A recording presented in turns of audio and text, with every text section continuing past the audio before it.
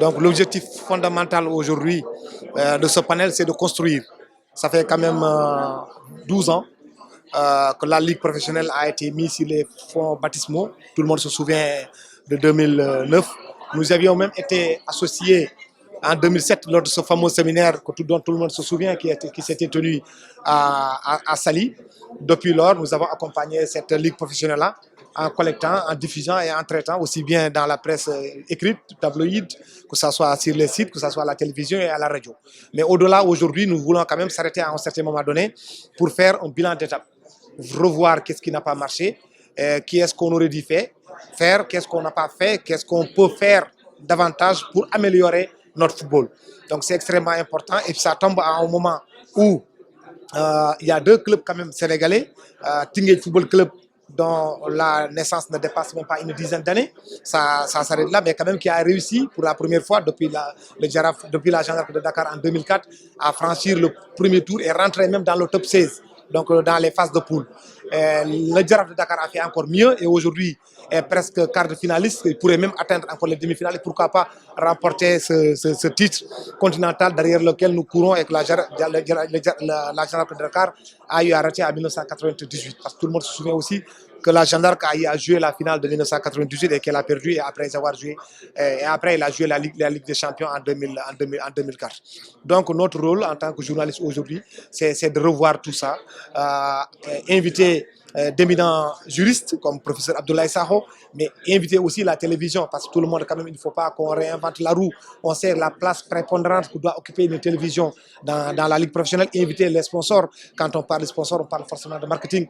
Je pense qu'en Afrique aujourd'hui, on ne peut pas faire mieux que l'expertise et l'expérience de Pape Massata Diack qui a eu à le démontrer avec l'épopée de l'équipe de 2002, qui a eu à le démontrer avec Lider Zaev, qui a eu à le démontrer au niveau de l'Afrique du Sud, au niveau du Nigeria, au niveau du Tchad, un peu partout en Afrique.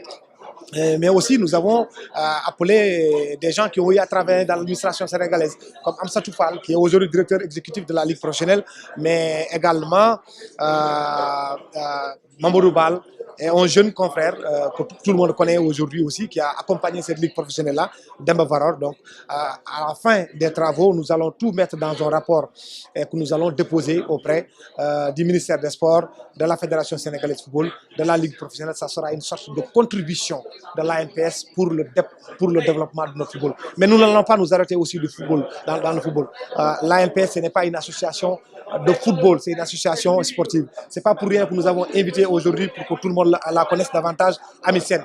Elle a été championne d'Afrique de marteau. C'est elle qui a mis en terme à un règne d'une Égyptienne pendant 10 ans. Aujourd'hui, elle est là. Nous allons faire en sorte que l'athlétisme retrouve aussi sa marque au sein de l'ANPS. Nous ferons la même chose avec le basketball. Tout le monde sait qu'il y a les championnats d'Afrique de basketball qui doivent se dérouler. Nous allons inviter les Galopal, nous allons inviter le professeur, le maître Babacar Ndiaye et l'ensemble des dirigeants de l'athlétisme. Et tout le monde aujourd'hui aussi a pu constater qu'au niveau des arts martiaux, le Sénégal est en train de reprendre sa place. On va organiser le taekwondo, le championnat d'Afrique. On va organiser le judo. Et dans une période plus ou moins récente, notre pays a acquis les éliminatoires de Tekio, de boxe. Donc c'est extrêmement important que l'ANPS puisse se repositionner davantage, puisse apporter sa contribution au-delà donc de la collecte du traitement et de la diffusion de l'information. Je crois que c'est le talon d'Achille du football africain dans sa globalité et du football sénégalais. Si on prend le cas du football, la dernière infrastructure sportive qui a été construite dans notre pays remonte à 1985. C'est le stade Amitié qui est devenu aujourd'hui le stade Léopold Sédar Senghor. Aucun Sénégalais ne peut être fier de ce qui s'est passé. Aucun. Ça n'existe pas. Il n'y a pas qu'un Sénégalais, il y a aussi les Africains. Aucun Africain. Aujourd'hui, je crois que cette sortie de la CAF devrait davantage pousser les autorités, qu'elles soient les autorités étatiques, l'État, que ce soit les fédérations, mais aussi la CAF. Il ne faudrait pas qu'on oublie. Aujourd'hui, la FIFA fait énormément de choses dans le développement du football africain. Mais la CAF, elle doit être une organisation fêtière extrêmement riche et qui va redéployer son argent pour le développement de ce football-là. Mais quand même, tout le monde sait que dans les pays comme le nôtre, l'infrastructure de base, les stades, c'est dévolu à l'État pour le moment. Parce que nos fédérations n'ont pas les moyens de leurs ambitions. Elles ne sont pas autonomes financièrement. Ce que nous attendons, c'est qu'il y a eu quand même quelque chose sur lequel aucun Sénégalais n'a été content. Même le département des sports n'a pas été content. Même le président de la République n'est pas content. Mais nous pouvons aussi comprendre que avec l'inauguration de notre stade qui est prévue au mois de décembre, au mois de janvier prochain en 2022, la réhabilitation des autres stades, le stade fédéral qui va être construit par la FIFA, notamment le stade Demba Diop, qui est l'épicentre du football sénégalais. D'ici 2022, moi je suis convaincu que le Sénégal pourrait devenir un hub sportif dans la sous-région.